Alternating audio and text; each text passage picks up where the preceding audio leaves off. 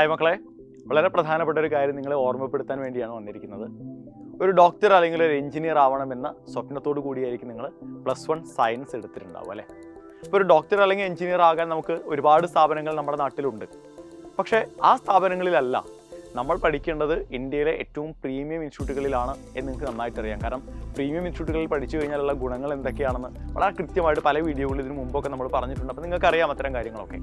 അപ്പോൾ അങ്ങനെ നിങ്ങളുടെ സ്വപ്നത്തിലേക്ക് എത്തണമെന്നുണ്ടെങ്കിൽ +2 ബോർഡ് എക്സാം കഴിയുന്ന അതേ വർഷം തന്നെ ആദ്യ അറ്റംപ്റ്റിൽ നീറ്റ് അല്ലെങ്കിൽ JEE ക്രാക്ക് ചെയ്യണം, ഇന്ത്യയിലെ പ്രീമിയം ഇൻസ്റ്റിറ്റ്യൂട്ടുകളിൽ ഒരു ഡോക്ടർ അല്ലെങ്കിൽ എഞ്ചിനീയറായി പഠിക്കണം എന്നൊക്കെയുള്ള ആഗ്രഹം നിങ്ങളുടെ ഉള്ളിലുണ്ടെങ്കിൽ തീർച്ചയായിട്ടും നമ്മൾ അതിൻ്റെ തയ്യാറെടുപ്പുകൾ +1 മുതലേ ആരംഭിക്കേണ്ടതുണ്ട്.